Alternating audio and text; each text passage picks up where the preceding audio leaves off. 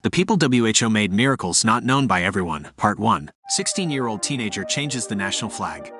In 1958, a determined Ohio teenager literally altered the face of America, all to prove his teacher wrong. 16-year-old Robert Heft received a history assignment to create a project on any topic. With Alaska and Hawaii's recent statehood, Robert decided to design a 50-star flag. Using his mother's old sewing machine, Robert stitched a flag prototype from scraps of cloth and paper.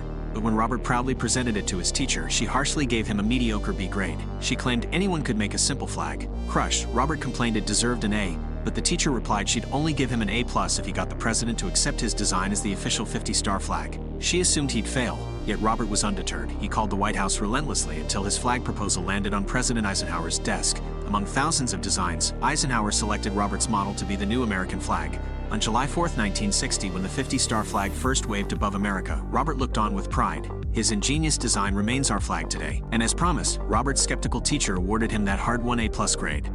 If you were born in Australia between 1967 and 2018, there's a good chance that the guy you see behind me might have saved your life. His name is James Harrison, and when he was 14 he went through a major chest surgery where doctors had to remove one of his lungs. He lost a lot of blood and would have likely died if it wasn't for the help of several blood donors who gave him theirs. James was so grateful, and he vowed the minute he was old enough he would become a blood donor as well.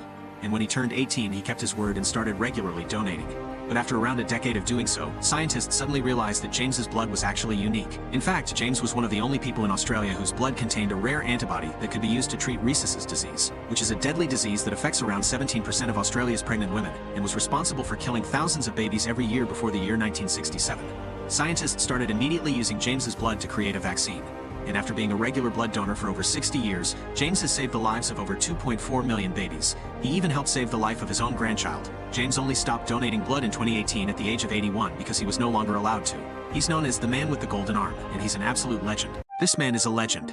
In 1962, a 37-year-old man from England named Brendan Grimshaw suddenly quit his job and bought a small island in Seychelles for around $10,000. The island was called Moyenne, and at the time of Brendan's purchase, it had been abandoned for 50 years. And although everyone thought he was crazy, he eventually moved onto the island permanently as its sole inhabitant. Now, while most people tend to buy islands for luxury, Brendan had a larger vision. He wanted to restore the island to its raw beauty, creating a natural paradise completely untouched by humans and tourism. Over the next 40 years, Brendan lived alone on the island, and along with a local friend named Renee, planted 16,000 trees by hand, built over 3 miles of nature paths, and attracted around 2,000 new birds to Moyenne.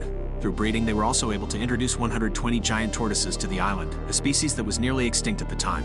And before long, Brendan had transformed the deserted land into an island of incredible beauty. Moyenne was so gorgeous that Brendan was actually offered $50 million for it by a Saudi prince, but he turned him down. Thanks to him, today Moyenne is a national park, available to everyone to come see and enjoy.